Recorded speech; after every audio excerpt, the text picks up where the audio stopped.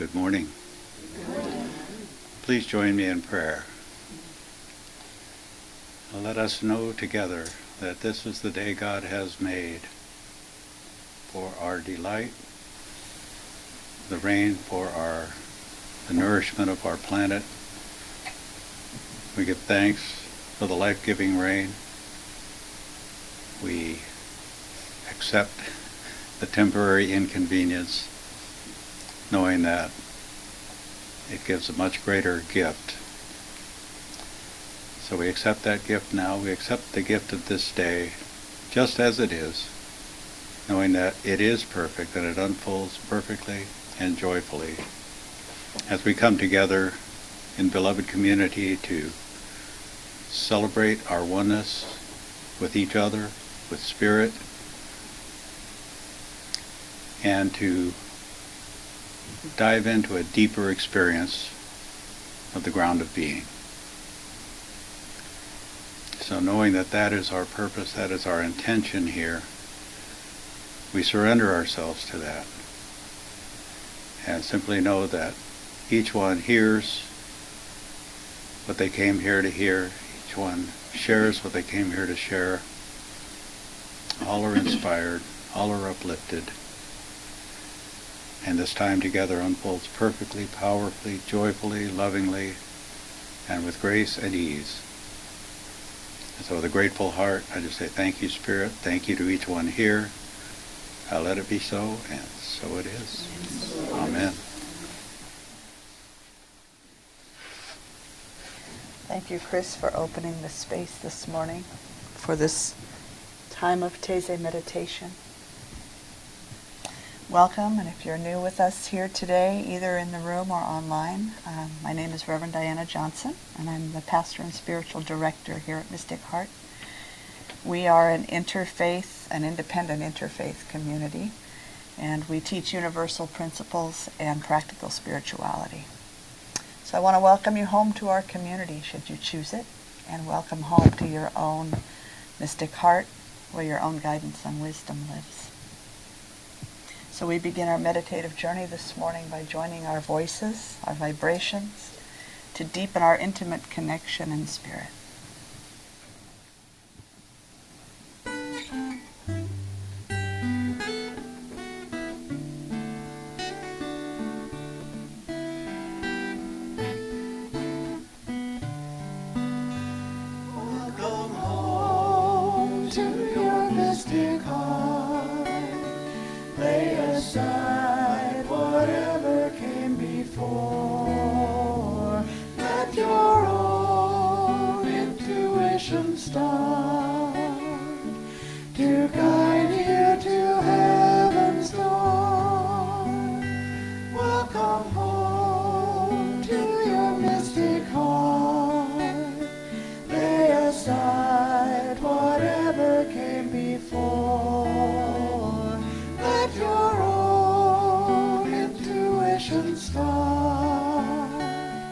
To guide you to heaven's door.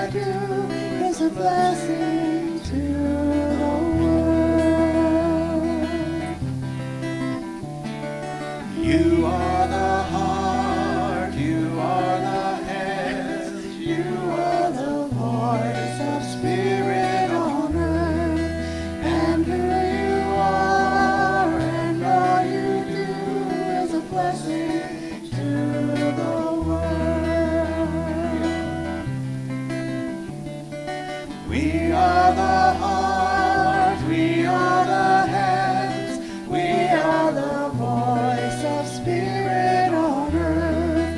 And who we are and all we do is a blessing to the world.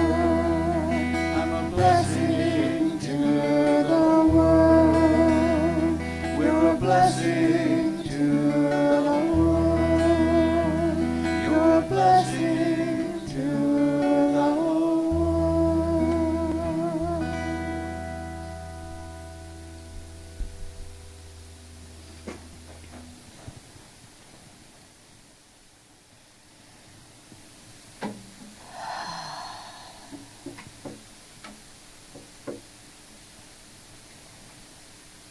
Moving more deeply into our meditation, we make a conscious connection with the global community, gently allowing the eyes to close if you're comfortable doing so, or the gaze to rest downward, and taking a couple of deep breaths.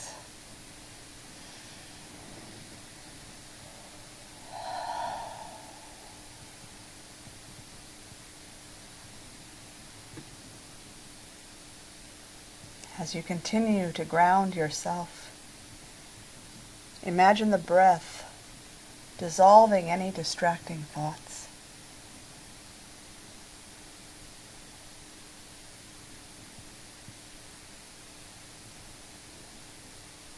And now imagine moving the energy of the mind down into the heart.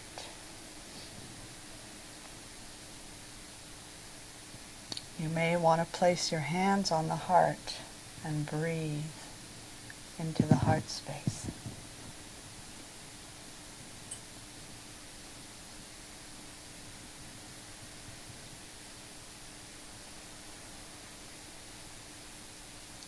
Take a deep breath in and hold for a few seconds, filling the heart completely, and then letting it out gently and slowly, connecting with your heartbeat.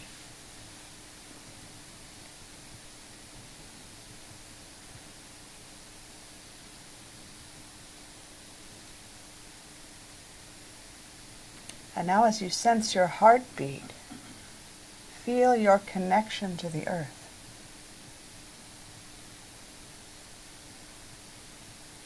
Imagine that your heart is beating with the pulsing energy of the one life.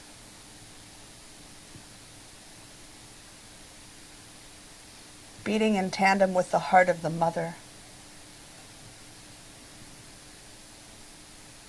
with the heart of the father,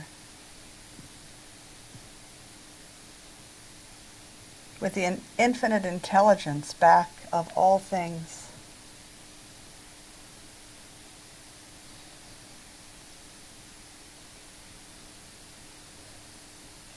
And now sense that your heart is beating with the hearts of all beings. Human beings, other than human. And that all of creation is pulsing with this same life.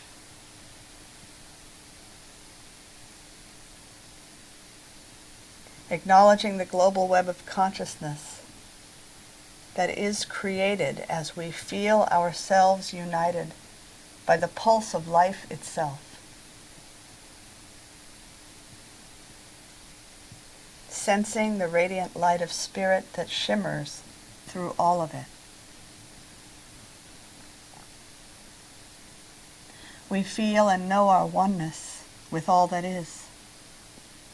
And we acknowledge our responsibility to one another as human family and as caretakers of this beautiful, life-giving planet. With every breath and in every moment, we turn once again to new beginnings and to the practice of embracing the unknown.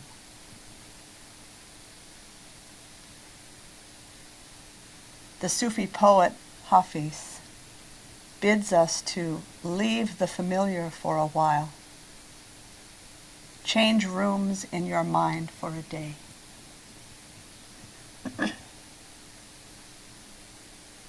And St. John of the Cross reminds us that to get to an unknown land by unknown roads, a traveler cannot allow himself to be guided by his old experience. He has to doubt himself and seek the guidance of others. There is no way he can reach the new territory and know it truly unless he abandons familiar roads. We must become strangers in our own minds, in our own homes and communities.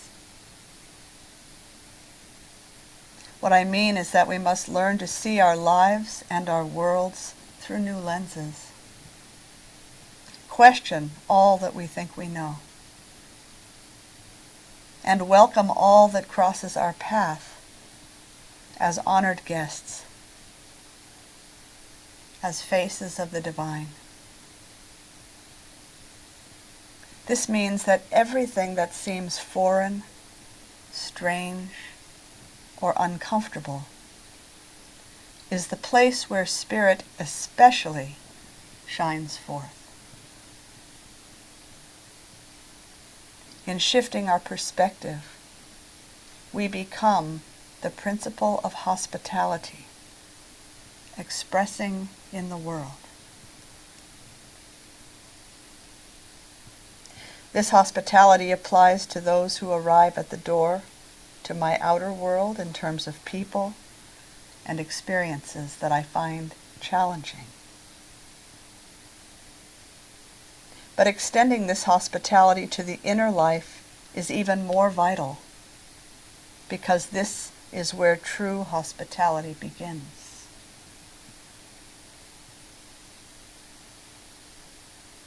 Returning once again to the wisdom of Rumi in his poem, The Guest House. This being human is a guest house. Every morning a new arrival, a joy, a depression, a meanness. Some momentary awareness comes as an unexpected visitor. Welcome and entertain them all. Even if they're a crowd of sorrows who violently sweep your house empty of its furniture, still, treat each guest honorably. He may be clearing you out for some new delight. The dark thought, the shame, the malice, meet them at the door laughing and invite them in. Be grateful for whoever comes, because each has been sent as a guide from beyond.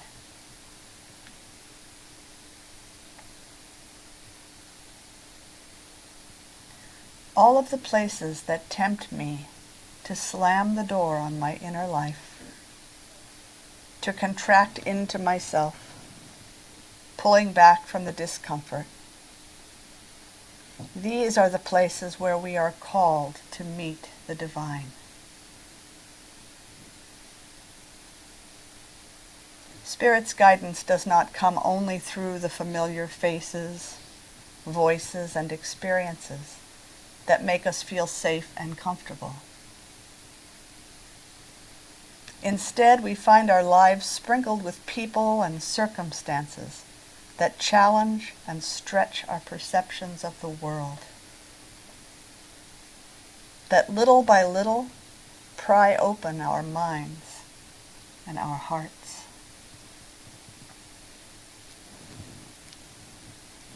Jungian psychologist Anne Bedford Ulanoff writes this: "The holy refuses to be put in a box.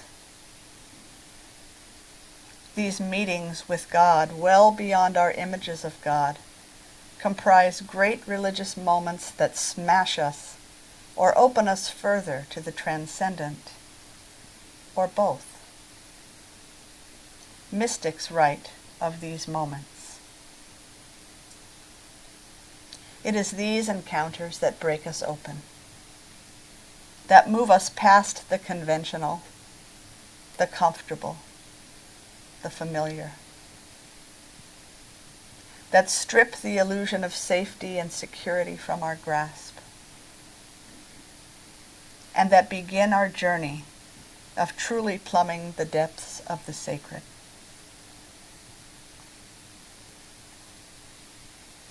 Most of us don't want God on these terms, but on our own.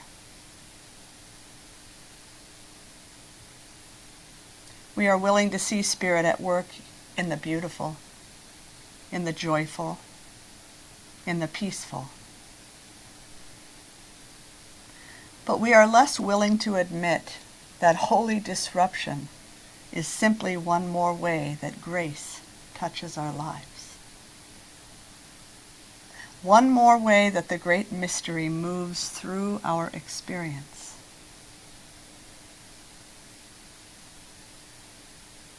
This pilgrimage called life, this transformational journey, requires us to make room for the full range of human experiences.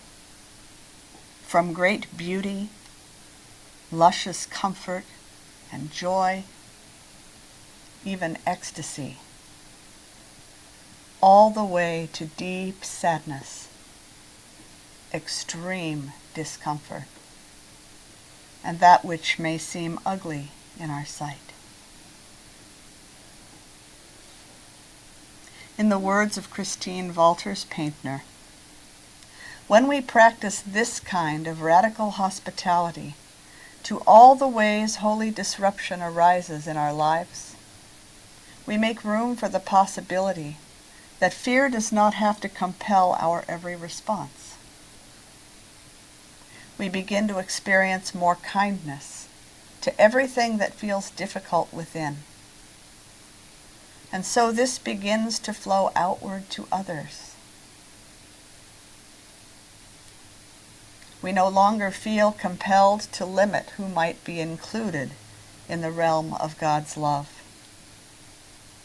And we learn to let go of our own agendas. We begin to see that God is so much bigger than our own imaginings. And we talk with more humility.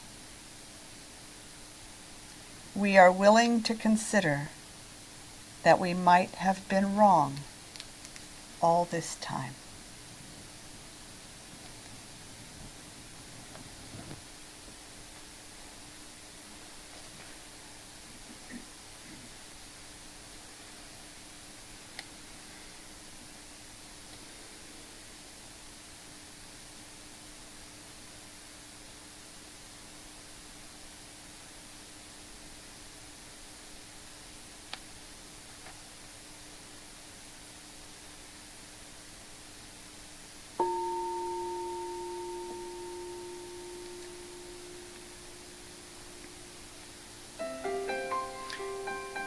We have been taught that God is good, that Spirit inhabits all beautiful things.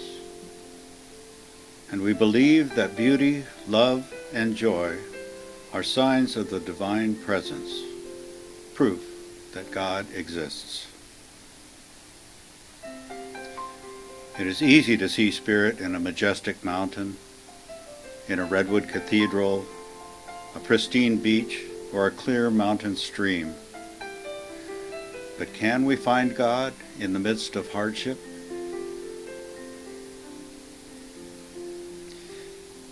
In difficult times, we may imagine that Spirit is absent, that God has withdrawn from us. But where could Spirit go? The omnipresent one is eternally everywhere. So perhaps it is we who retreat from the divine, Maybe fear blinds us to the greater good that is being served by a challenge that we are facing. We can't see where this is going. But then, we rarely know where any of this is going, the good or the difficult. The good and beauty feel better, so we accept them without question. When we resist what is before us, we push God away. So how do we practice the presence of Spirit in the face of challenges? We rely on our faith that we are not alone, that the divine is fully present, that all is unfolding for the highest good. In this shared silent communion, let us remember a time when a challenge felt so difficult that we felt abandoned by God. But much later, we were able to see that it was for the best. Spirit had been guiding us all along.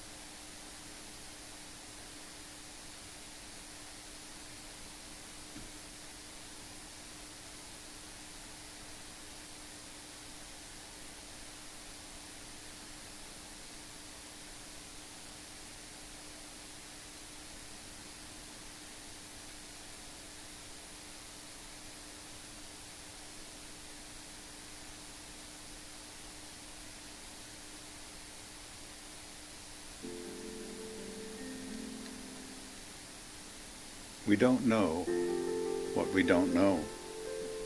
How then shall we embrace the unknown? When we embrace a friend, we open our arms and lean into them. Only after we reach them do we close our arms. May we take the same approach to our pilgrimage. Can we open our arms and hearts and lean into the mystery with faith and courage? loving and trusting divine guidance? Paul said, "We walk by faith, not by sight." We won't always be shown the outcome of our choices, but we can trust our inner knowing, our divine self, to lead us into divine harmony. With gratitude for this sacred communion with Spirit and with our interspiritual community, we give thanks for our courage, faith, and commitment to stay the course. And we give thanks for Reverend Diana's continued inspiration this morning, for her encouragement to walk our path, even while embracing the unknown.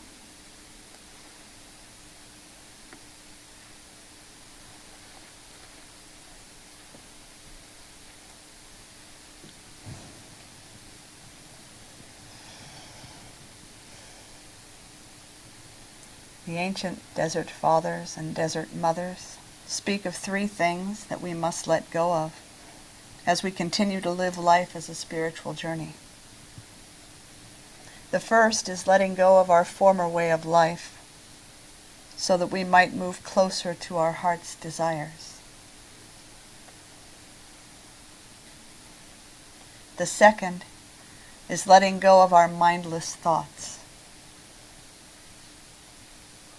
And the third is letting go of our images of God, realizing that any image we might entertain is much too small to contain the divine. We live in a time when fundamentalism has emerged as an overwhelming force in religious consciousness, not only in Christianity, but also in the extreme branches of many world traditions. This stems from the human need to feel a sense of control in chaotic times. In an attempt to make sense of our world and to help us cope with the loss of meaning we may be feeling, we can engage in black and white thinking. We put God in a box. We put one another in boxes. These boxes may seem to offer stability, safety, or understanding,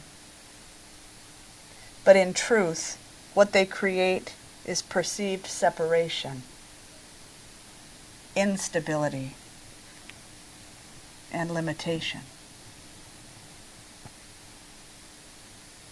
Meister Eckhart, a 13th century Christian mystic, describes the practice of non-attachment. Most contemplative traditions, such as Buddhism and yogic philosophy, have a version of this concept and cultivate the practice of holding life with an open palm, of letting go of how we would have life be, and welcome the reality of things, of what is actually before us. We let go of who we think God is and cultivate openness to the one who is far beyond the horizons of our imaginings.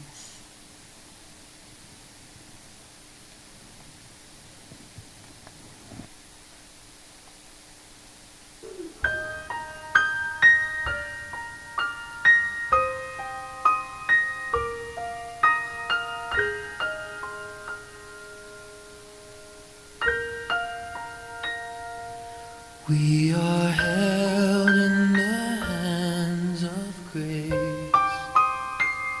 forever safe in the arms of love. Like a child receives protection from a mother's warm embrace, we are held in the hands of grace.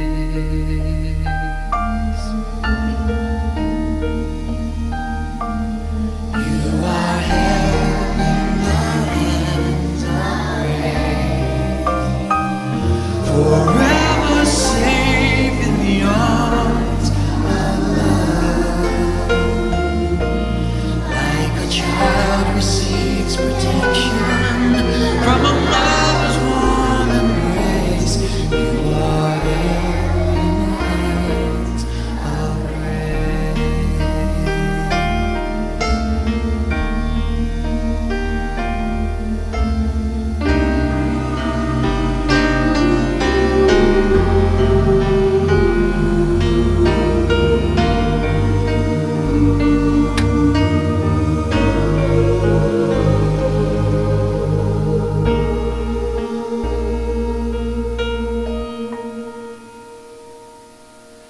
We are held in the hands of grace, forever safe in the arms of love. Like a child receives protection from a mother's warm embrace, we are held in the hands of grace. We are held in the hands of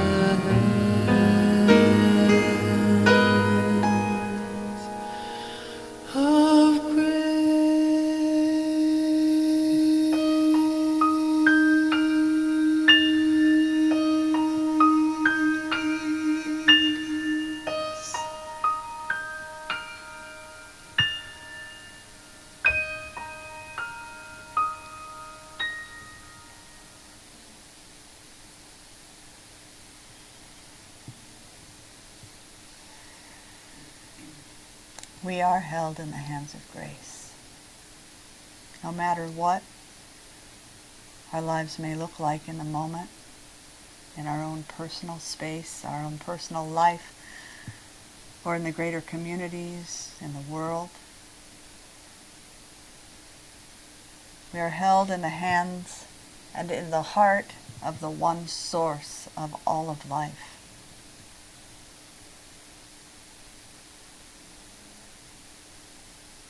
And I have absolute faith that each one of us is a perfect and intentional expression of that life, with purpose, with gifts to offer that no one else can offer.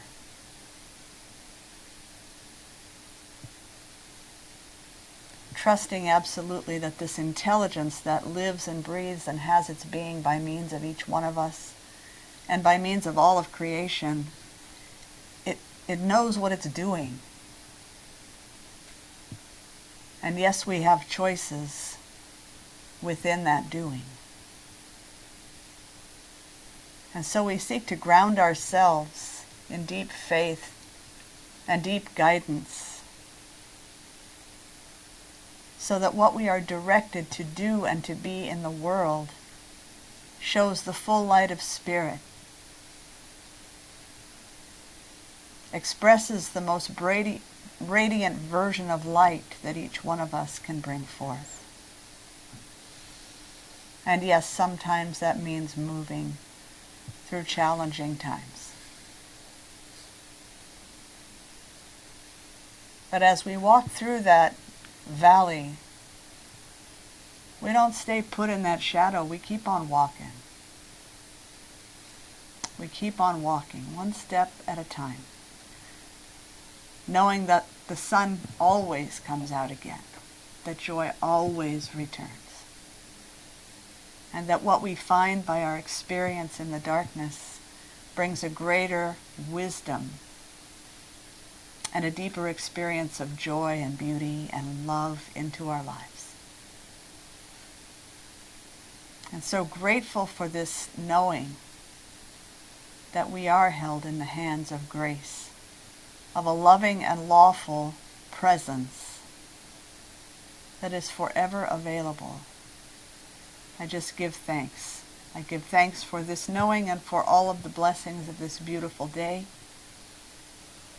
trusting that this prayer has created a space, has opened a path for even greater graces to unfold. And so together we trust in this knowing, and we allow this prayer to be released so that it may continue to do its good work. As together we say, and so it is. Amen. So as you come back into the space, I encourage you to open your eyes and your hearts and your minds, and to take a look around at all of the beautiful expressions of Spirit that are here with you today in practice. This is one branch of your spiritual family, should you choose it for yourself. one of your support systems. So never hesitate to ask for prayer, for physical support when you need it. These are some of the people that care about you and about this community and about the peace and the expansion that we are seeking to help birth into the world. So as we close our Taizé meditation, we offer an opportunity for you to share of your financial support with the work that we're doing in the world, should you choose to do so. And if you're joining us online, you can find a donate button at mysticheart.org or a mailing address. If you still do what I do sometimes, those old-fashioned things called checks. So as we offer time for this offering to happen today, I bring to you a very short, like a 2-minute video from Farmer's Footprint. And it's a man named Gail Fuller talking about farmers' mental health.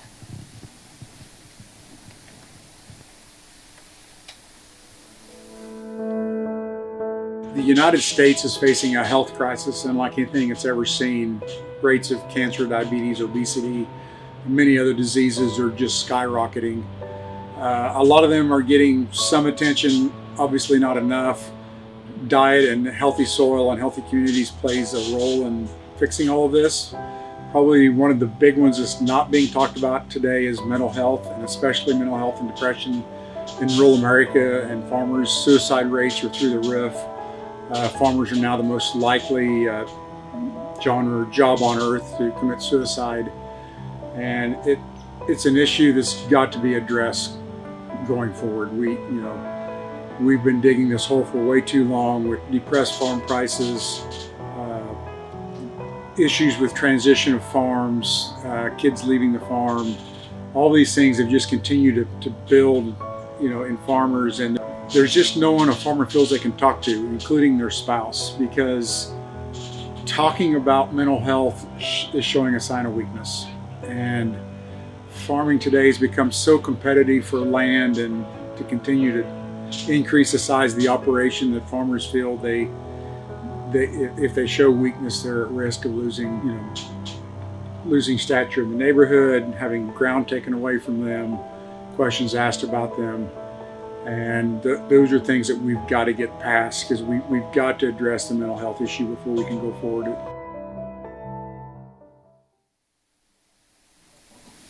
So this isn't even addressing the health risks to farmers, because they're so heavily dosed with pesticides and herbicides. Some of the highest cancer rates in the planet, some of the highest disease rates are now with the farmers that are attempting. So it's okay, it's a nice sound. Where are those lovely chimes coming from? So we do continue with our lunch donations and coffee donations on Sundays to support Farmers Footprint. We're almost there on our 5th acre. They support farmers in transitioning over to regenerative, clean practices and help financially support them in that transition. Because I don't know if you know this, but once a farmer declines to accept the GMO seeds and the poison, all the things that the government is requiring them to use in order to get funding, subsidizing. So they need financial support as they make that transition, and they're finding that in 1 year's time they can actually transition their land if they have the support. So we're supporting that so that they can join all of this monetary support together and support our farmers, so that we end up having more than another 60 years of harvest before all of our land is not able to produce food anymore. So that's kind of where we stand. Sorry about the depressing news. Now, I want to say thank you for your donations in whatever form they come. Your love and your dedication to the community, to the work that we're doing, is so appreciated. The financial support is so appreciated, is necessary to create the space that we can bring this good work forth.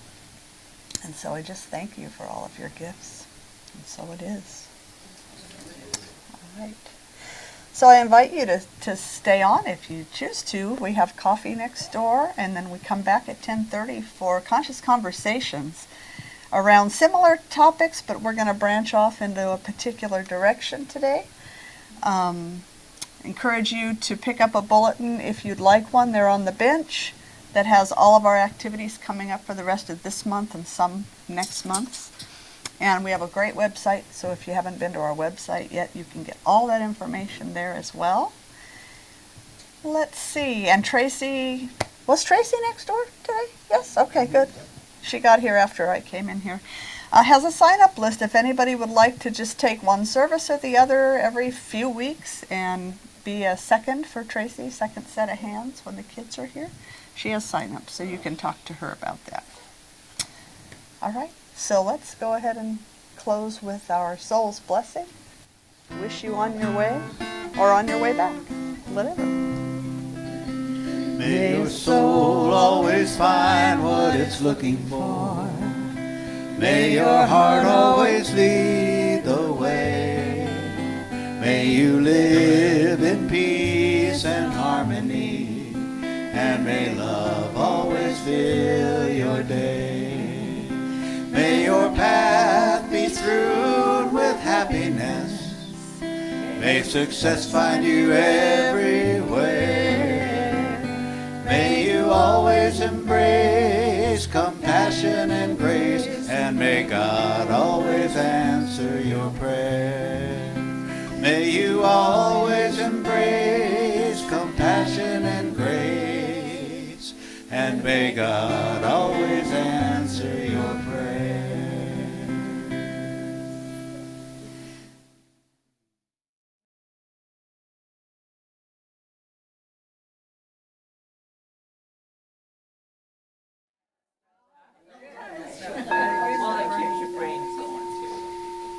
I love it. I love it. I love it. I love it.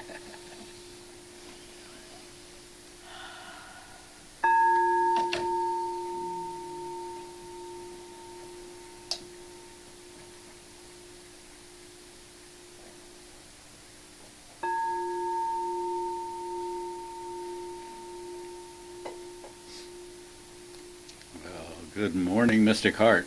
Good morning. Good to see so many of you braving the storm to share this time with us and feed your consciousness.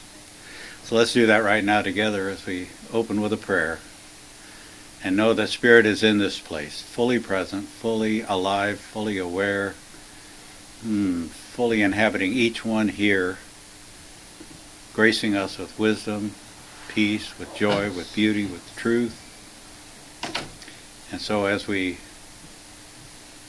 share our common intention this morning to feed our spirit, to feed our hearts, to feed our intellects, and to just grow in our appreciation of and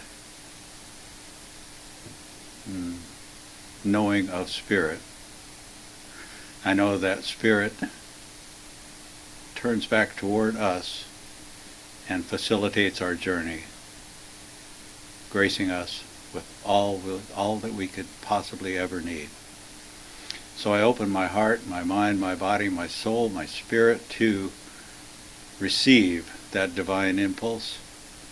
Let it flow through me and through each one here and out into the room as we share our thoughts in conscious conversation. I know that each one brings a piece of the truth, and as that piece of the truth is shared, each of us gets a bigger picture, a stronger relationship with one another and with God. And so I just release my prayer knowing that this time together unfolds perfectly, powerfully, lovingly, joyfully, and I'm going to get out of the way and let it happen. And together we say, and so it is. Amen. Good morning, everybody. Good morning. Again for some, first time for others. I'd like to welcome you here this morning. If you're new here with us today, my name is Reverend Diana Johnson, and I'm the pastor and spiritual director here at Mystic Heart Spiritual Center. We're an independent, interfaith community. We teach universal principles, practical spirituality, and I want to welcome you home. If you're looking for one, you found us. Welcome home to your own heart, where your guidance and wisdom live. And I just want to invite you to jump up and sing along and join in the joy with us as we get started.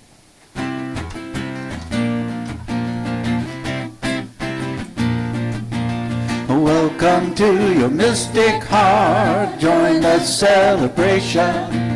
Lift your voice and sing your part. Make this affirmation.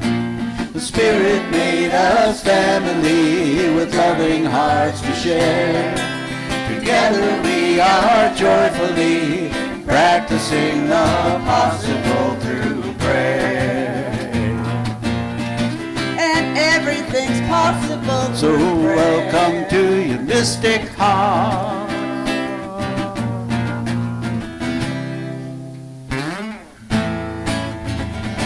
Here we go.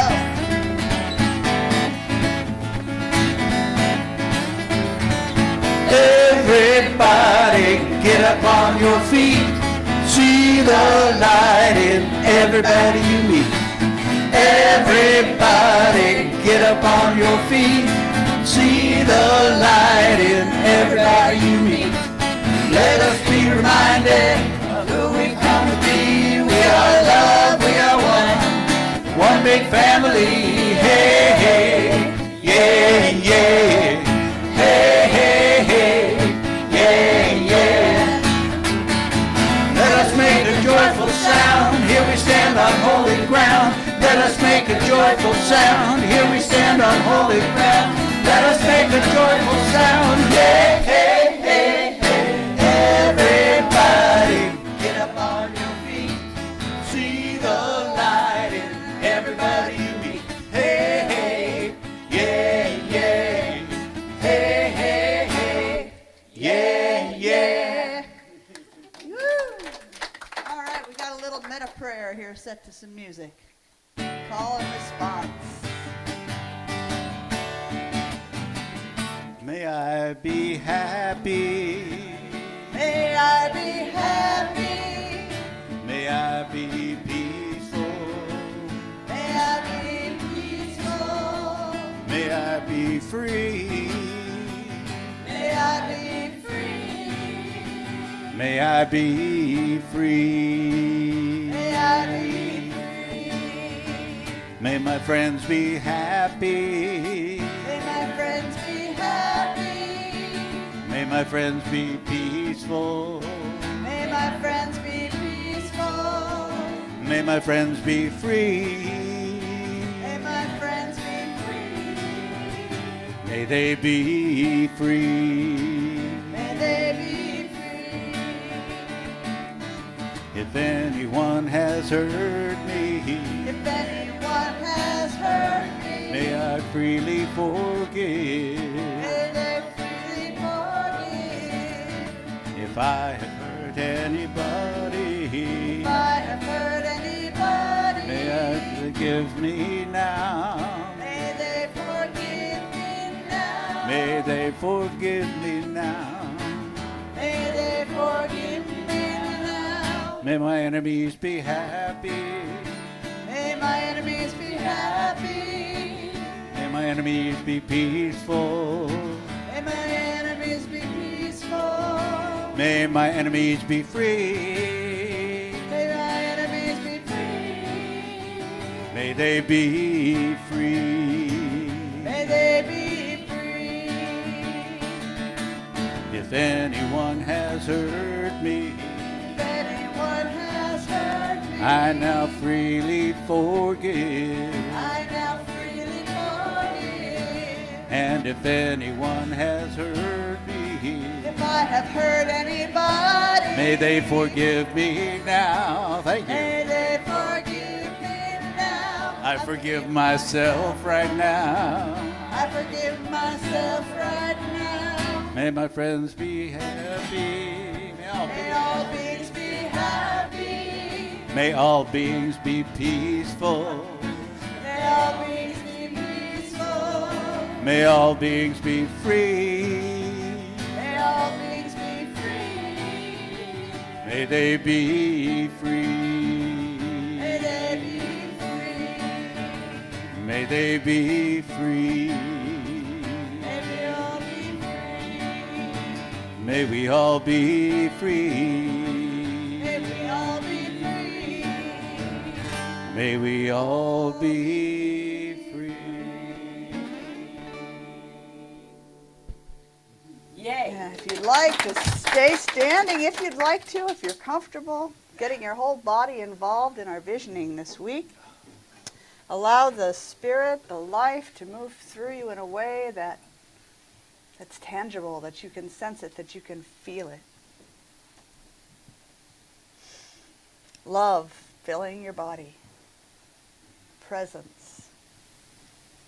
Join me in the sacred practice of visioning for a love-soaked world, where all humans are embodying and living from peace, embodying and living from joy and abundance, sharing and generosity, justice and freedom, that these are the living principles by which we live our lives, where all humans practice loving kindness,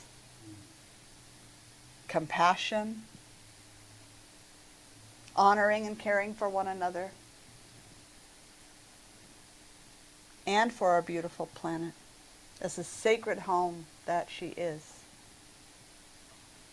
We're creating a world where all needs are met, where all beings have plenty of nourishing food, the safety and comfort of home, where mental and physical health and education and healthy relationships are ensured by social systems that are grounded in wellness and wholeness, where right livelihood and creative contribution and a sense of belonging are known as gifts of the spirit and are experienced by all. A world in which all beings are valued and respected for their inherent goodness and light, where the peace that we cultivate within each one of us shows up in the world as a world free of hatred or violence. We're creating a world that knows no greed, where there is just so much abundance in just having enough, where every being deserves and receives all that is required for a full, rich, and contented life. In this new world of our creation, every person is a caring and conscious vessel through which generosity flows. By the power of our collective intention, we write a new story. We create a world that works for all beings. We know that our good work is bearing fruit. We will not lower our vision, no matter the appearances, knowing with our whole hearts that such a world is not only possible, but is inevitable. It is coming into being right now. And we trust that this prayer is an integral part of its graceful unfolding. We open our hearts and our doors and our arms in radical welcome, erasing all lines of apparent separation. We create an open and loving community to which all are invited, and in which all have an equal voice. Our powerful vision is moving into form and experience here and now. And so we simply let it go and let it be as we align our actions in support of its grace and beauty. And so it is. Amen. Thank you.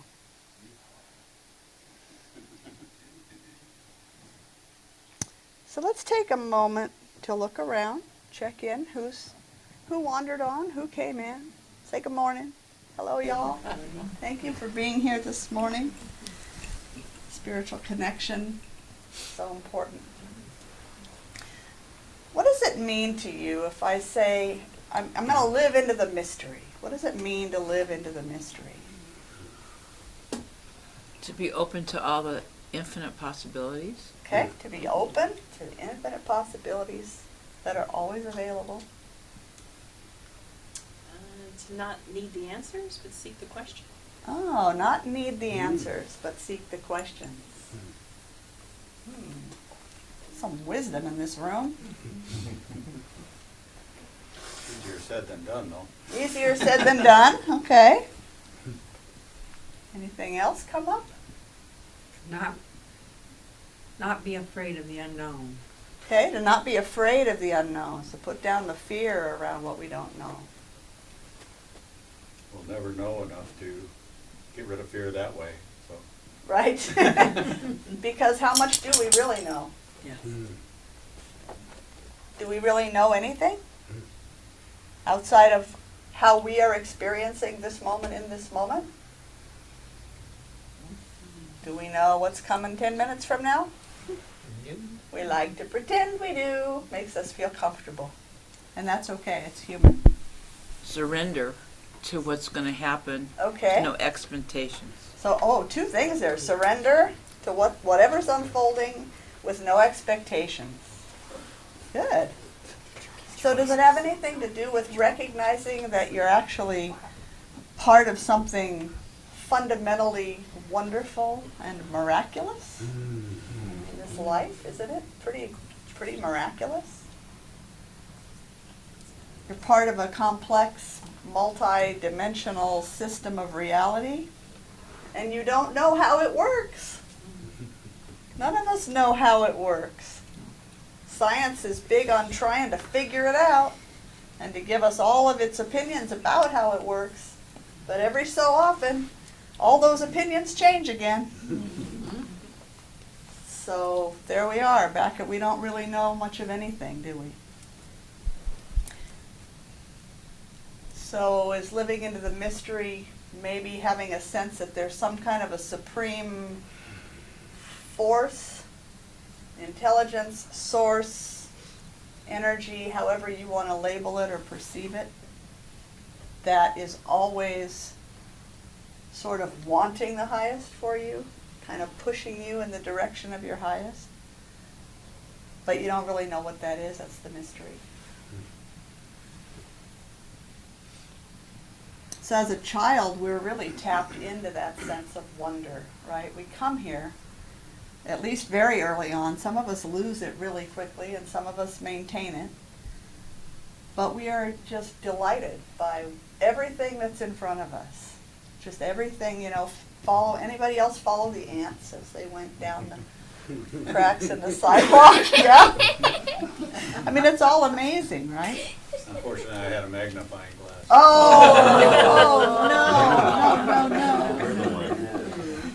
But with kids, there's no bounds, right? Nothing's impossible, which is why we have to keep an eye on them. Because they think they can fly, and, all these things. So what are the natural qualities that we display, that we experience and display as kids? Curiosity. Curiosity. Innocence. Fearlessness. Immortality. Immortality. What was over here? Wonder. Daydreaming. Daydreaming. Oneness. Exploration? No prejudice. No prejudice. I don't know if you guys saw this I got it on as a Facebook post or feed on my feed last week. There were these two little girls, looked like they were about 5. One was redheaded and freckled, and one was just as dark could be, with the blackest, kinkiest, beautiful hair, standing side by side in the exact same outfits, looking up at Dad saying, "Look, we're twins." That's awesome. You don't see color. And it said, if only we could see the way our children see, wouldn't the world be a better place? So Lucinda zoomed in joy. Joy. Vitality. Vitality. Excitement. Excitement. Exuberance. So where does it all go? I mean, some of us have called some of it back in and are expressing it again, but anybody other than me go through any period of life where that seemed to kind of die out a little bit and then we had to work to bring it back in? I think society triggers a lot of it to go away. Yeah, so we're programmed for that. You know, society has all of these ways of telling us that that's not okay.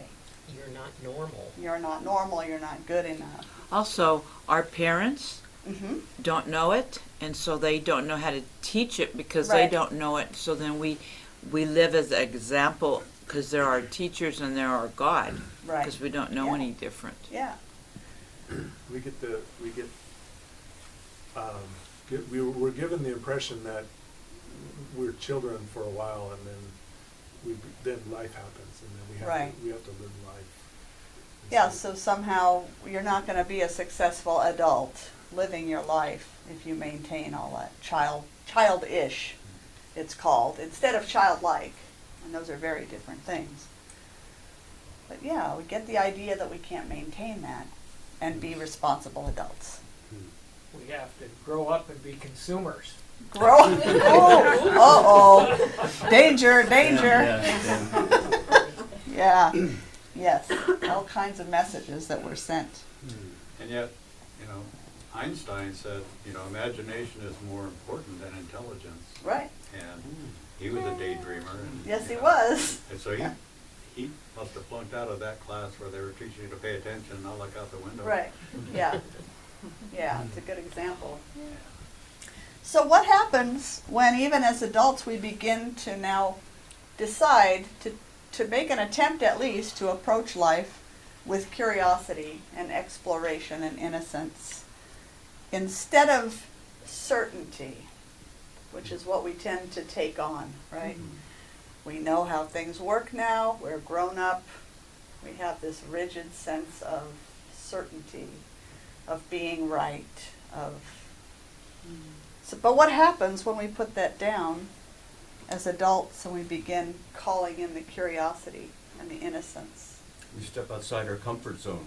Uh-oh, outside our comfort zone.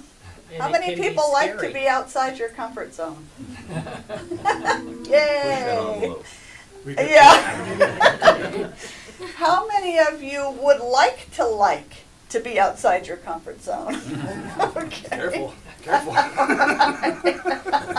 Careful what you ask for. We get told we're unrealistic.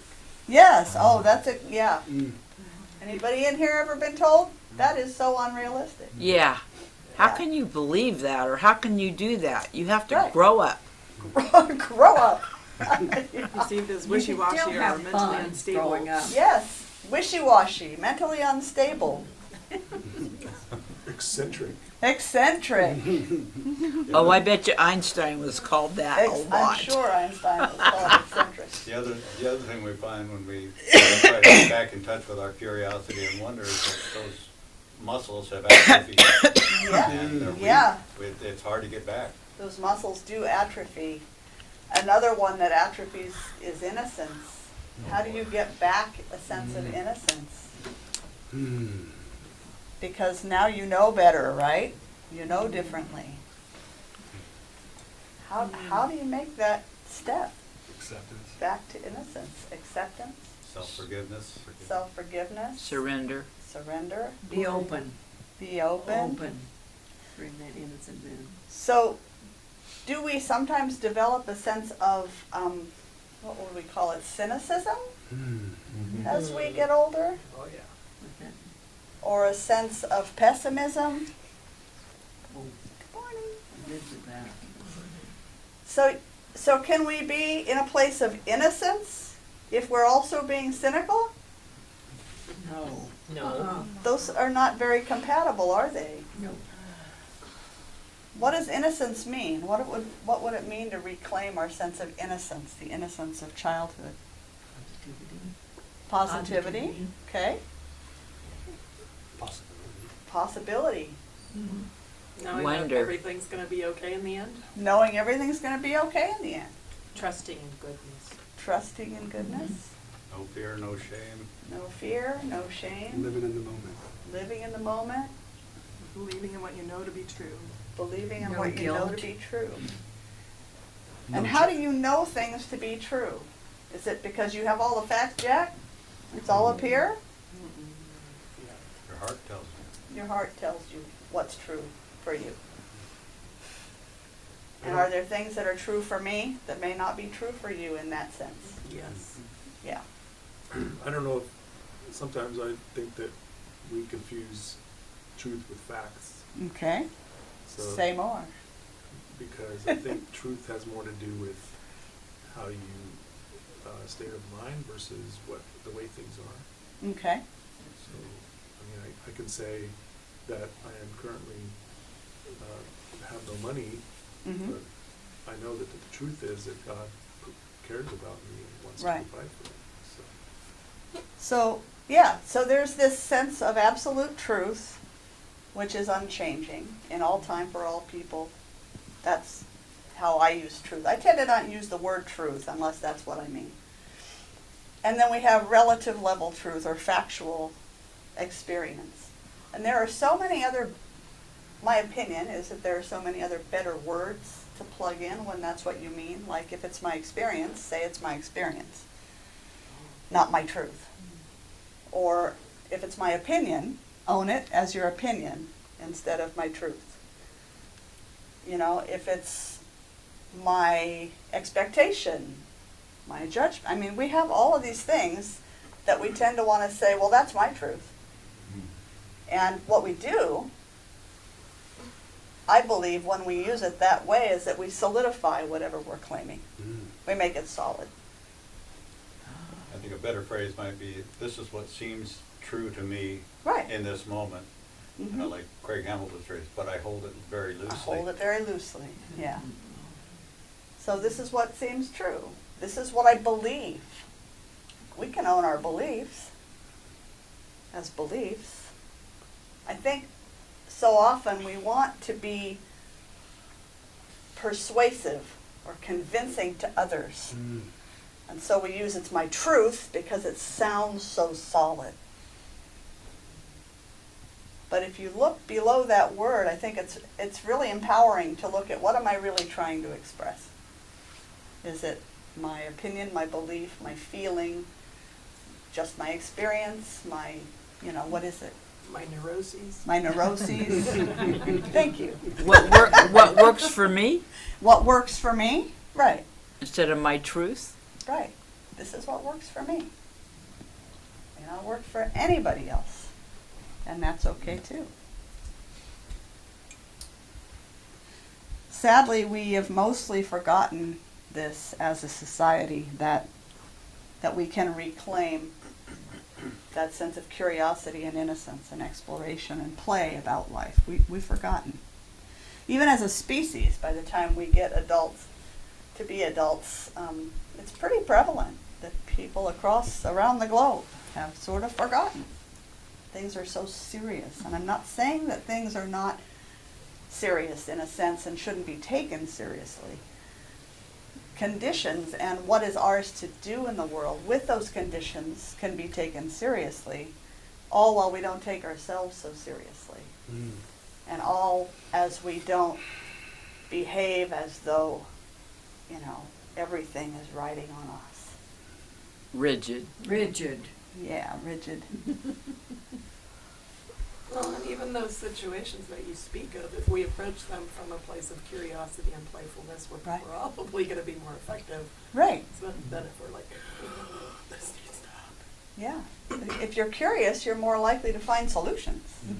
Right? Yeah. We're often not looking for solutions, really. We're looking to make our opinion stick here so that other people agree with us. Ouch. Yeah. Well, just sees it. Calls it as I sees it. I think that many of us, including myself, can step into that pretty easily. Why is that? Why is that? though? Why is that? Why do we want our opinions to be taken so serious? Why do we want our opinion? Ego.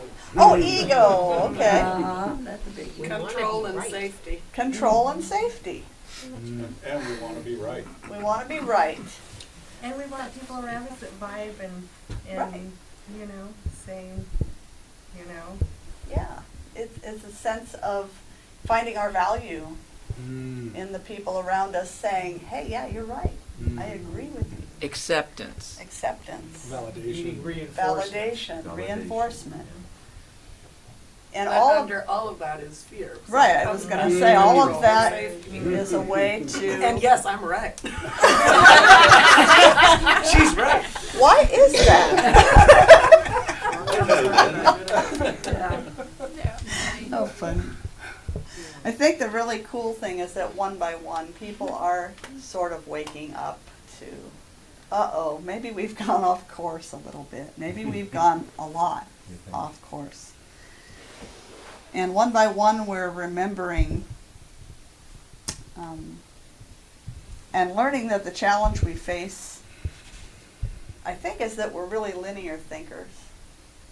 A lot of human beings are very linear thinkers. So there's, here's a problem, I need a solution. I need definite rules. I need research to back it up. Is there anything on the planet you can't find research to back up? Not By the way? anymore. Yeah, not anymore. So we want the facts. We want to feel like, we've got the answers because it helps us feel safe and in control of our lives. We want a clear-cut, direct path. Whatever's come up, I want a direct path to where the solution is. I want to know where I'm going, and I want to know how to get there and be free to do so. And a guarantee that it'll work. And a guarantee that it'll work, and a definite ending point and a destination that we will recognize when we have arrived. Has your spiritual journey been a clear-cut, direct path? No. Anybody? I've had a lot of forks. A lot of forks? Yeah. It's been my experience too. Some dead ends, but. Some dead ends. Those are good too, right? It's a cul-de-sac. Right, it's a cul-de-sac. Can't go any Turn it further. around pretty easy. Right, yeah. Just gotta turn the wheel. That's the thing, is recognizing dead end and being willing to turn around 180 degrees and go back and look for some other route. This isn't working for me. Right. Huh? Cindy says it's a jigsaw puzzle. It's a jigsaw puzzle. It Yeah. is. Yeah. Or a Jenga puzzle. Or a Jenga puzzle. Uh-oh. Theory there. Yeah. So if there's no real destination on this spiritual path, what's the journey about? Expansion. Expansion? Okay. Yourself. Evolution? Huh? Yourself. Yourself. What about yourself? Say more. Oh, I think that's all I got to drop. Okay. Anybody else want to comment on yourself? The truth of yourself. The truth of yourself. The truth of who you are, which is what? Divine. It's divine. It's divinity expressing in your own personal, unique version. And that's what sets you free. And that's what sets you free. Do you think infinite intelligence makes a lot of mistakes? You think it makes any mistakes? Okay, so that means none of us can be mistakes, Right. right? We can make mistakes. But that's our humanity just doing what it does, right? When we make mistakes, is that the end of the road? Too many Learning mistakes. opportunity. All done. Learning opportunity. So as we make mistakes, often those mistakes can have an impact on somebody else. Mm-hmm. They can. Or So- many someone else's. Or many someone else's. And if we are one with the universe is part of us, Mhm. the universe doesn't, that one doesn't make mistakes, even our mistakes are what are they called in your prayer, are holy disruptions. Holy disruptions. Yes. I loved that this week. That came out in the writing. I'm like, I like this. Holy I disruptions. need a definition of this word, but I just heard from That was in the Taizé, yeah. Yeah, holy disruptions. Oh, disruptions. Yeah. Okay, that makes more sense than Yeah. what I heard. I won't ask. Eruptions? I think if we think of intelligence, God, whatever, as a redeemer, then then any of our mistakes will be redeemed. Okay. So redeemer, that's a word that some might understand and love, and some might actually be triggered by, and everything in between. So what does that word mean? I would say, from my definition would be one who takes something that may look wrong or bad and make it into good. Okay. So taking everything and using it for good, or taking it to a space of goodness. Finding the nuggets in everything. Okay, finding the nuggets in everything. To cleanse, To cleanse or clean. The word roots, if you want to go back to the roots, to deem something is to reveal its value. So to once again reveal the value of. And then it has been taken into religious use as, you know, God, Spirit, redeems us. The Spirit within us brings us to the wholeness and the true value that we are, shines that forth in the world. Remember, my mom and her friends all saved blue chip stamps and green stamps. Uh-huh. And they would redeem them at a Redeem them. redemption store. Yes. For Yeah. stuff, I remember. Yeah. Oh, yeah, that was fun. Yeah, I think it's more something along the lines of taking something that you've done, which you may perceive as bad or wrong, and kind of unveiling that it wasn't the worst thing in the world, and it might have actually caused a good thing. So changing its value in a sort of way. So changing something's value. Yeah. Yeah. So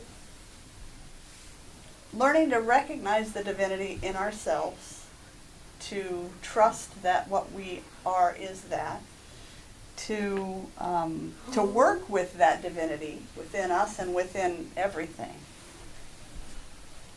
This is all part of this journey, right? This spiritual journey that we're on. So who or what is your teacher in this journey? Everyone. Life. Life? Yep. Everything is everything. Everything is everything. We're all teachers. We're all students. Life is a great teacher as well. Everything and everyone that crosses our paths. If we have the eyes to see and the ears to hear. My biggest teacher is sitting right there. Uh-huh. Our children. Realize that we're mirrors, and when we see something in someone else that we're not real happy with, that we need to look and see why it bothers us, because we wouldn't recognize it if it wasn't part of something in ourselves. We have to at least have a capacity, even if we don't bring that capacity to bear in the world, there's at least a capacity to be able to recognize something in another person, yeah. The idea of teacher and student is kind of a linear top-down idea in itself, and it's much messier than that. We're all in this soup together, and there's stuff the smartest can learn from the slowest, so and vice versa. So people, they learn from who we are way more than from what we say. People watch one another in families, in society, in whatever relationships that they're in. We watch one another, and we don't necessarily believe what someone tells us if who they are walking to be in the world doesn't line up with what they're saying. Some dissonance there. So walk your talk. Yeah, so people learn from us all the time. So we have to say we are teachers, whether we recognize it or not. We are leaders, whether we want to be that or not. You might as well just own it. Who I am is where, what people are looking at. So what's the curriculum in this journey? Keep learning. Keep learning. Your heart. Listening. Love. Forgiveness. whatever each individual soul needs. Whatever the soul needs and is drawn to. So everything, right? Everything is part of the curriculum. Everybody's a teacher, everybody's a student. All grist for the mill. So within yourself right now, you know, we're talking no destination, but where are you being led right now to grow or to know more about yourself? Are there places that you're being led, particular places? Certainly someone can share if they want to, but also, if you don't, take that one in. Bob? I'm not really sure. What I'm trying to do is look for the guideposts. Okay. I'm pretty sure they're out there, but in the heat of the moment, sometimes I just can't keep up. So I think the keys, I think all the indicators are right there. I just need able to put the Django aside and look for the signs that I know are there pointing me in the direction. Yeah. I should go. So we have to open our eyes and our ears and our hearts and try to shut down some of what we already think we know in order to really open to look for the guideposts to point us to what's next. Trusting our instincts. Trusting our instincts, yeah. Or our intuition. I know my personal lesson that's being served to me right now is eradicating this idea of separateness and being so wholly unique in the world that I'm alone. Right. So eradicating separateness in all forms. That's a big job. That's a big job. So whatever it is that's calling you personally, are you following? This again, just as for a little self-reflection. Are you following those callings? Are you resisting those callings? Are you just not really quite sure yet? I still get distracted. Get distracted? Yeah, I go, oh, okay. The really nice thing about the callings of spirit, when they're true callings of spirit and not just our brains or minds chattering away, is that they're persistent. So that's the good news and that's the bad news, because you can put them off for a while. You can make choices that appear to block things, but if it's a true calling, it's going to come back, and it's going to come back louder. With a 2x4. Sometimes with a 2x4. We don't want to let it get that far, right? Right. I've spoken to one good friend, this lifetime or the next, it doesn't really matter, but this is a calling to your soul, so, So it's interesting to pay attention to those things and know that it's okay if you're going to put it off for a while or you're not really sure. Because if it's true and it's for you, it'll come back. Yeah. And there's a space of because I'm in this space of should I still be still? Should I still be still? Or discerning between, am I chasing something because it's something I'm supposed to be doing? Right. Or am I still in this still space? There's some interesting choices coming. Thank you.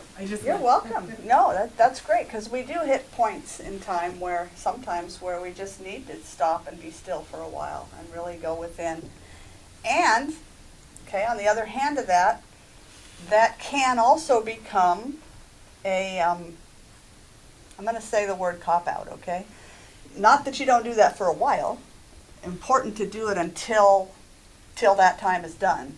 And important to recognize when that time is done. And is it a doing or is it a being? Am Right. I chasing or am I stepping into? Is my doing evolving out of my beingness? My guidance, is it moving me? Or is my head and my own ego and my own, what I want, moving me? Yeah. And that's tricky. Anybody have any insight around how do you know? I've found that if I say yes to something, Mm-hmm. because I think it needs to get done, or there's a need that needs to be filled, or there's a fix, or whatever, and I'm saying yes, but internally I'm feeling resistance to the yes, I'm probably not supposed to be doing that. When the yeses have borne fruit has always been when the yeses flowed so easily Right. off my lips that I didn't even need to think about it because it didn't even make it through the prefrontal cortex. It went straight Right. from the heart out the mouth. Okay. So, I like that. Yeah. Thank you. Anybody else? I think you just have to go with your intuition and see where it leads you, and Right. if it's not the right direction, you'll know soon enough. Yeah. When I started my schooling for this shift of life into this community, I had a dean who, very first thing as I interviewed in, had some very wise words. He said, "Is there anything else in your life that you could do and be happy and fulfilled than pastoral ministry? Is there anything else you can do?" And I said, "No." And he said, "All right, then it's the right path for you. Because if there's anything else you can do and be fulfilled, you should do that, whatever it is." That was my dean. Well. Yeah. So that's another thing. Can I do anything else and feel like I'm in my place, fulfilling my purpose? And if I can, if there's like 4 choices, then maybe you haven't settled in on the right one yet. Yeah. He was a better dean than salesman. He was a better dean than salesman, yeah. And he was absolutely right. Absolutely. So what gets in the way of us hearing and following this guidance? Overthinking. Fear. I don't wanna. Everything, did you say? Overthinking. Oh, overthinking. There we go. Like everything. The how. The how. Yeah. Expectations. Expectations. Wanting it all. Wanting it all. The outcome. Stubbornness. Stubbornness. No. When I started that same school program, you know, I had not one dime in the bank to cover it, and it was a $25,000 program. And I signed up. I said, "I'm here." You gotta have faith. Gotta jump. Jump. A leap. Take the leap. I think busyness gets in the way. Busyness gets in the I way. don't think we can Yeah. let go of all the stuff that we're involved in. Right. So the busyness that is the real active stuff in life, and the busyness which is the distractions we create with things like media and whatever our distractions are, that's also busyness. Some of it's more productive. No, some of it's more positively productive. It's all productive. It's always causing something. Some of it's more positively productive, and either kind of busyness needs to be let go of a little bit to make space. Doubt within yourself. Doubts. Self-doubt. Doubting yourself. Yeah. Yeah, worthiness, yeah. Worthiness. Lots of things to get in the way. Your feelings. Your When you feelings. start going, "Oh man, does this feel good, or does this feel this, or whatever comes up." Yeah. Instead of what I do when I start doing that, I go, "Wait a minute, is this my ego or is this my God?" Yeah. And then I try to center myself to realize that to be still is a lot better than just to go round and round in your head. Yeah. So letting your feelings drive you. Yeah. That's really not usually a very productive place, is it?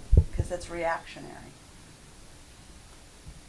And sometimes that's just the way it is, and then you're like, okay, this Right. is where I am right now. This is where I am. It will pass. Uh-huh. I will wave goodbye as I go over the waterfall of overthinking. Right. That's right. I will. Barrel. Yes. This too shall pass. Yeah. Because it always does. Emotions are like that. They will Yeah. change. Right. I feel like some overwhelming distress or something. I go, okay. After a while, it goes away. Just Right. amazing, it just goes, disappears. It's like a wave. And then, nothing, and then something else will come in. Right. Yeah. Yeah. So to learn to observe those things and be with them, don't shove them, don't ignore them, but just be with them, observe them, and let them go. So Hafiz said that. Hafiz, yes. Hafiz. Uh-huh. Yeah. Welcome them in. Welcome them in the guest house. When I studied with Rantha, he said, you need to get in the back seat and become the observer of your life and everything else. Mm-hmm. And I literally, when things happen, I get in the back seat and look. Because then what's going you're on. not right there in the front in your ego. Yeah, it's true. It's true. So the good news is, I think that a global shift is happening. Yay! We're being blessed with the evolution of unity consciousness coming into being in a greater and greater way. It's an awareness and perspectives that allow us to see things differently. I really believe it's happening, even though if you watch a lot of news, you might have doubts at times, you know. But it takes, in nature, what has to happen before something new can be created? Something has to die. Something dies off and creates fertilizer and drops seeds. And that's what we're doing. We're creating a lot of fertilizer right now. That's what that smell is. That's what that smell is. We're beginning to recognize and admit that our egoic need to be right as individuals, as groups, as religions, as politicians, as societies, is creating a problem. It's influencing the experiences and the reality that's unfolding. And so as we see that we have an influence, more and more of us are stepping back a little bit and going, how might we help this to be different? We're making space for the sacred to really enter our lives, for the recognition that all of it is sacred, that we can interface with it as the sacred, because that's what it is. Turn a page because I'm going long-winded today. That's always good news. It means I'm reading very little. I like that. So we're learning to connect with our divinity in new and exciting ways. Are there places in your life where you notice that happening? Yeah. Any specific places that have been recent for you? I meditate 45 minutes every day. I just make a point to go in, get on my hot mat, put on my earphones, and do a meditation. And when I miss it, I don't feel as there in my presence. It's in here. Now you're in your head all day. All day long, and when I miss it, I really know I've missed it. Yeah. Which I don't do that very often. What are some of the things we're seeing in the world happening that indicate that these changes are in fact happening? Farmer's footprint. Farmer's footprint. So regenerative agriculture becoming a real conversation again in the world. A lot of the people that are singing, you know, you're putting their songs up there. Yeah. Their songs are making a difference because it really talks about being the whole world being one. Right. And it's really, a lot of people don't know that. So that's opening a whole new genre. So that unity consciousness is being expressed in the arts, in all kinds of artistic expression. I watched a video yesterday which presented, among other things, the fact that Rwanda has gone from being what it was in the 90s to being a country that is now basically very, very unified and kind of what an accomplishment. People helping each other out. Yeah. Just some of the technology that's being developed there is pretty amazing. So Huge accomplishment. What about this? Oh, go ahead. I think we're also starting to see the breakdown of fundamentalist type thinking. Okay. People are realizing that that is a dead end. Yeah, the extremist thinking in all realms.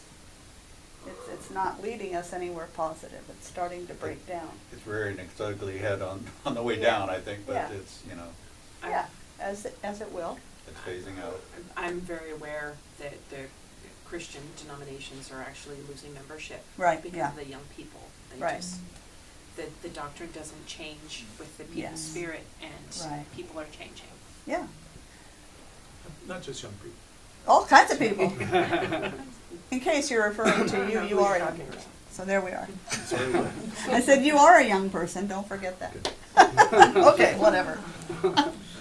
What about a paradigm shift from the idea of big corporate business to small local support and community? That's starting to be a real conversation and a practice for many people. It's not the last time you'll hear it here, for sure. Health and nutrition. Health and nutrition awareness. Okay, looking at the skyrocketing rates of all kinds of diseases and going, wait a minute, there's something wrong here. The organic label has grown immensely. Mm-hmm. Organic is that, it's widespread at this point, and now organic regenerative is starting to be labeled. Yay, because that's a whole nother thing. We're seeing more options in education. More options in education, yes, yeah. I think technology can be kind of a Catch-22. catch-22. Yeah. That there is a lot of technology that is being used for really good things. Yes, there is. It's an amazingly powerful, positive tool if it's used that way. Tools, are just tools. It's kind of like we're learning it's a two-edged sword. Uh-huh. Technology with reaping all the benefits of this Right. mass production and then starting to see the consequences of some of that type of thinking. Yeah. And there's truisms in the old times, the small, the mom and pop, the sustainable practices. We've Right. worked with indigenous cultures for thousands of years before we came along Yes. with our new and better thinking. Right. So it's not about so much going backward to the way things used to be. It's about, evolution is about include and expand, include and transcend. So take in all of the goodness that we've learned along the way with the technology and with all things that are beneficial and life affirming, and bring those things forward with us in a way that is more sustainable for ourselves and for the planet. Yeah.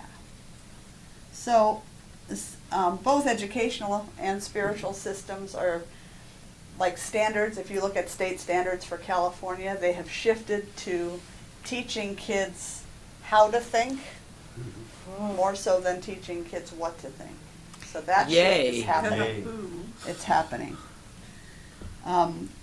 There are increasing numbers of non-dualist teachers out there, both in religions and philosophies and in science. Non-dualism is becoming more common.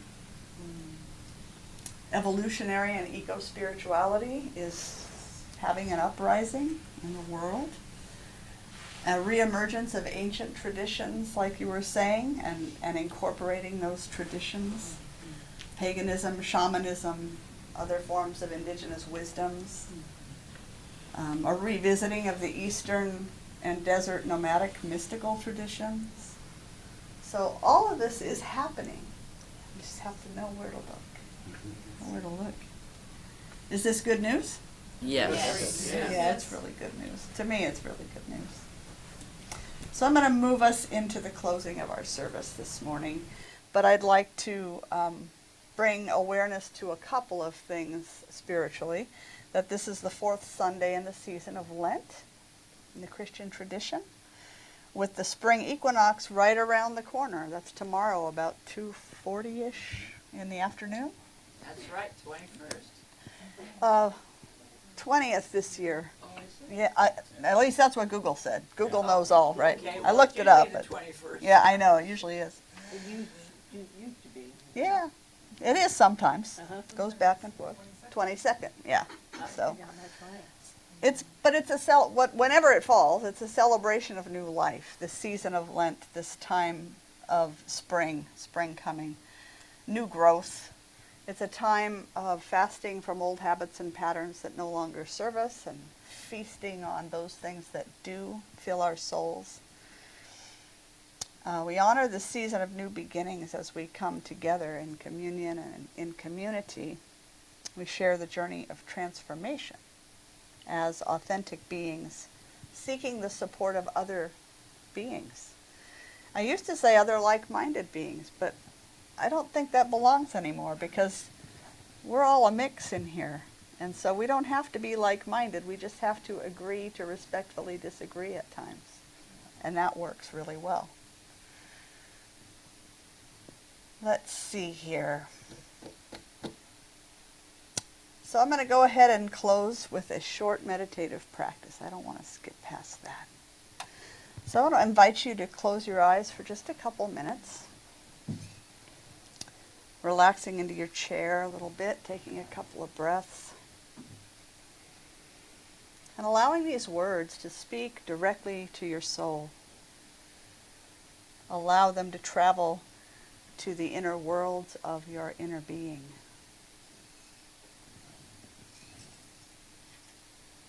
As you breathe, remember. Remember.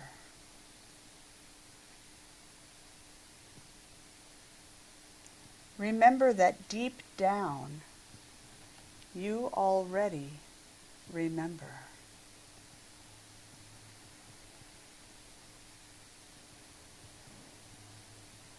You already remember more than you remember in this moment. There is a deep and ancient remembrance.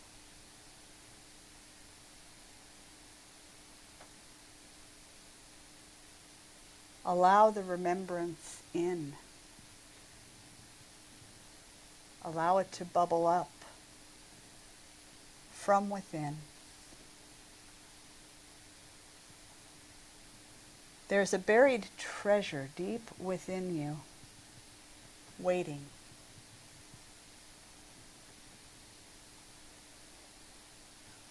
You're on a journey of discovering and rediscovering this treasure.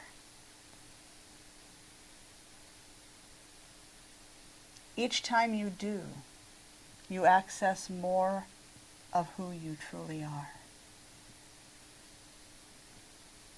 You are part of something far, far greater. You are part of a greater story.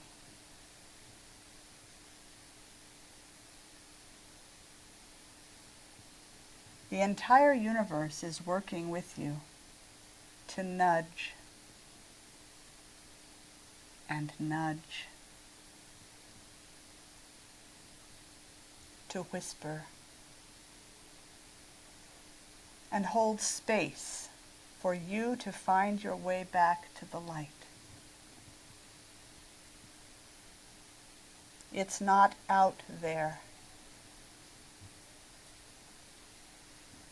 but in here, in you.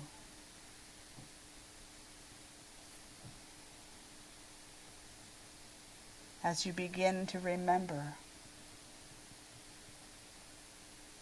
we remember.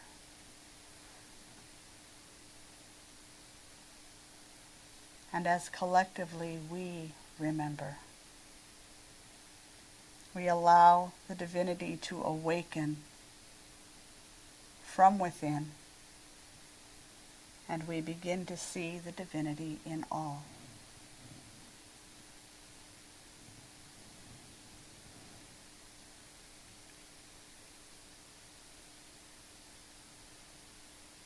Closing this meditation with a poem.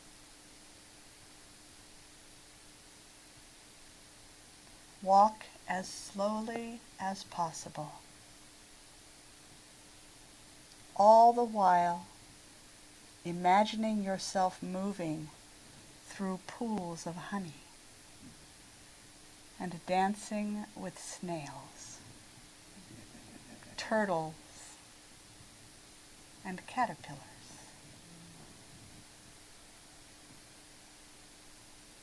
Turn your body in a sunwise direction to inspire your dreams to flow upward.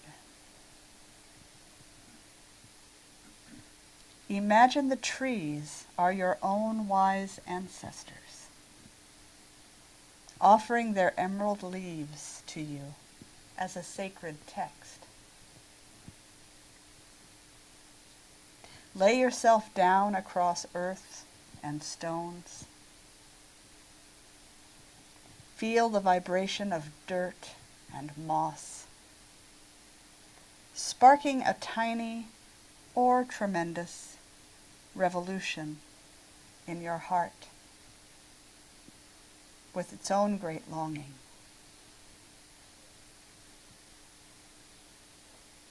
Close your eyes and forget this border of skin. Imagine the breeze blowing through your hair is the breath of the forest, and your own breath joined, rising and falling in ancient rhythms. Open your eyes again and see it is true that there is no me and tree, but only one great pulsing of life, one sap which nourishes and enlivens all, one great nectar bestowing trust and wonder.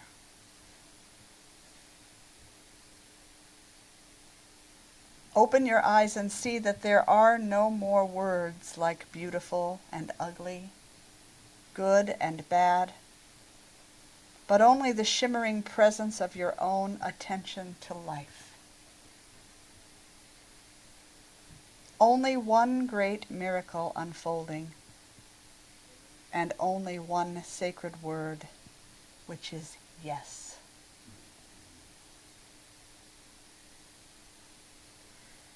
Know with me that this one great miracle unfolding is expressing as all of creation, which includes each and every one of us as perfect creations. The one sacred yes is forever responding to our every thought, word, and action. And so I take care. I give time to the process of remembering who and whose I am. I give thanks for all of it, whatever it looks like, trusting and knowing that all is happening in perfect order and timing, always, with no exceptions. I go with the flow of life, embracing the unknown, in full faith that all is forever well. And so it is. Amen. Satu. That's the Buddhist closing. Aho. Indigenous closing. I'm missing one. Ashe. Ashe. Thank you. African tradition.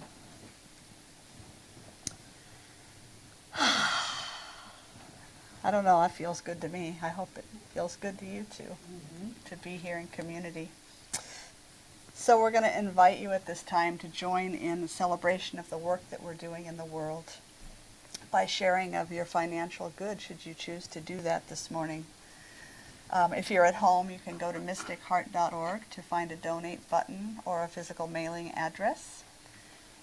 We also have a gracious giving program if you're interested in doing a monthly contributions to help us in our projection of growth and budgeting. You can get more information online about that as well. So as we move into this time of giving, I invite you to read along on the screen these words. Know that we mean them absolutely, that they are a sincere blessing and prayer for all of the gifts that come our way. As I awaken the God within me and all around me, I see abundance everywhere I look. I consciously step into that flow of abundance by this act of giving. I offer this gift freely in the spirit of love, blessing and sending it forth to heal and prosper. It is evidence of my deep faith. It does good work in the world and blesses all of creation. I give from a consciousness of abundance. And so it is. Amen. So I invite you to enjoy my muse. I love this group, Great Spirit's Hands.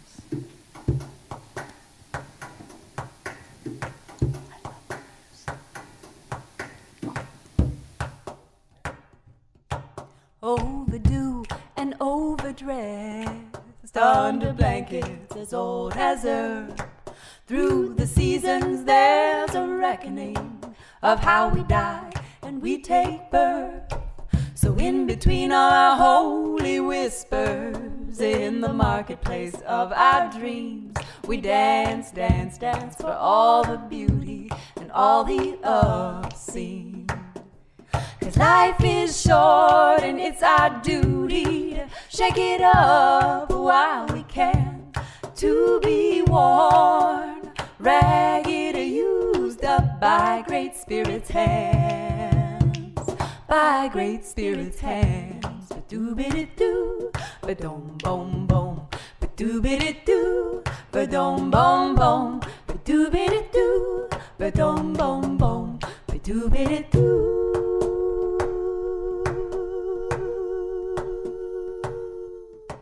Walk outside, there is no doorway, only wet ground from the rain.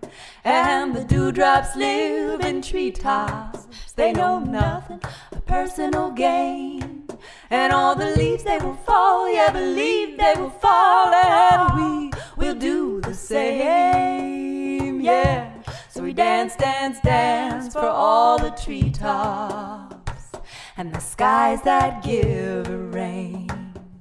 'Cause life is short and it's our duty to shake it up while we can, to be worn, ragged, used up by Great Spirit's hands, by Great Spirit's hands. Ba-doo-biddy-doo, ba-dum-bum-bum, ba-doo-biddy-doo, ba-dum-bum-bum, ba-doo-biddy-doo, ba-dum-bum-bum, ba-doo-biddy-doo.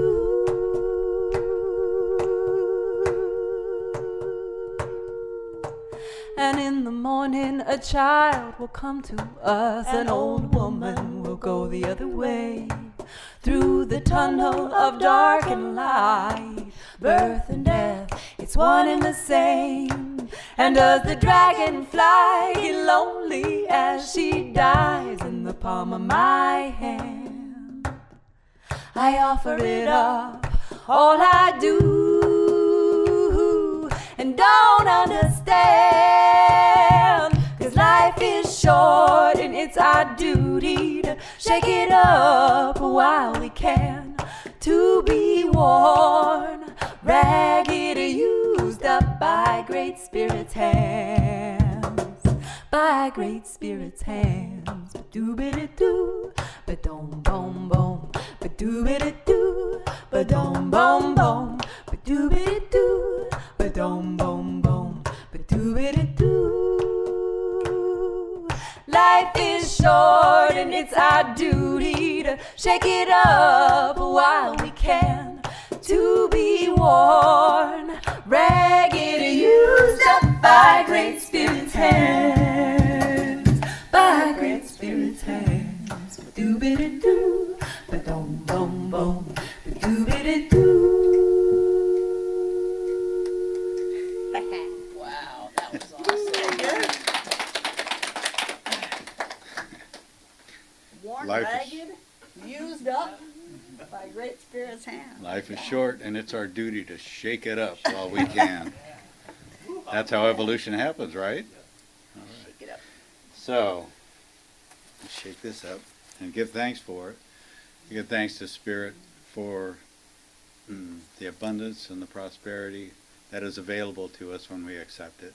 I give thanks to each one here for sharing that abundance with your interfaith community, with your beloved spiritual family.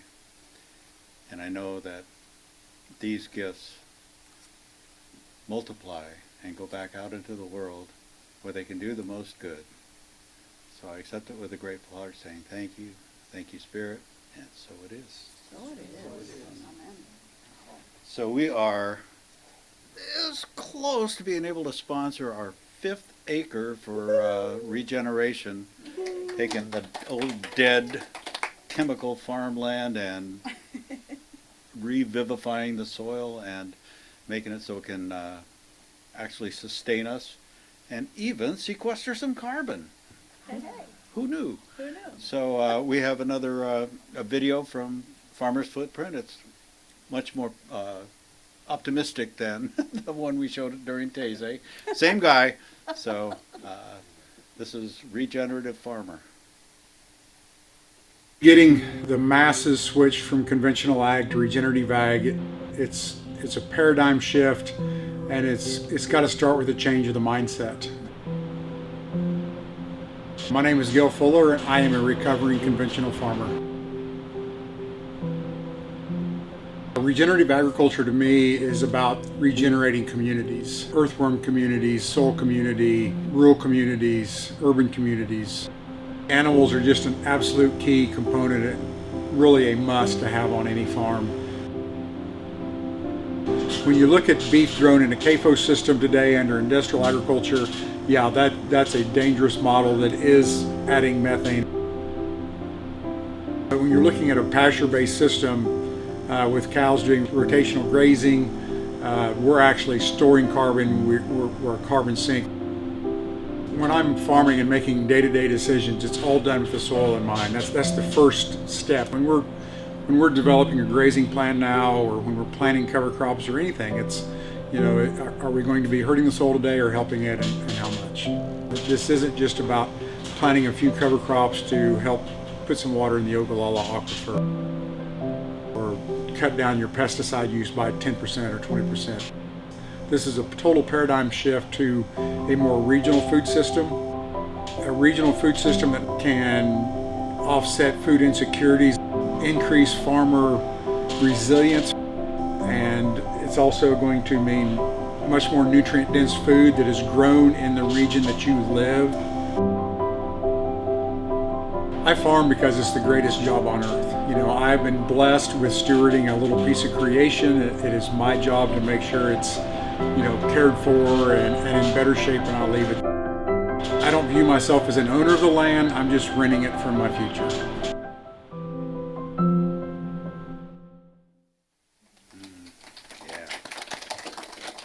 Local Farmers Market starts out the first Saturday of April.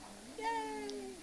And most of those guys are regenerative farmers. They're all organic, but most of them are doing the regeneration thing, rebuilding the soil so that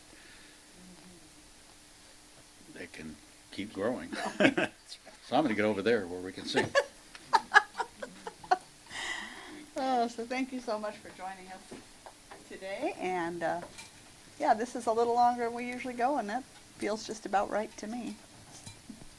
So let's go. Yeah, there is. We have a brunch theme today. Here we go. Here we go, here we go. Sing our way out. All together, hand in hand, we see the light, we take a stand, and we are changing a whole new life for you and me. Take your past and set it free, and share this blessing. Love be with you, peace unfold you, Spirit lift you, breathe it in,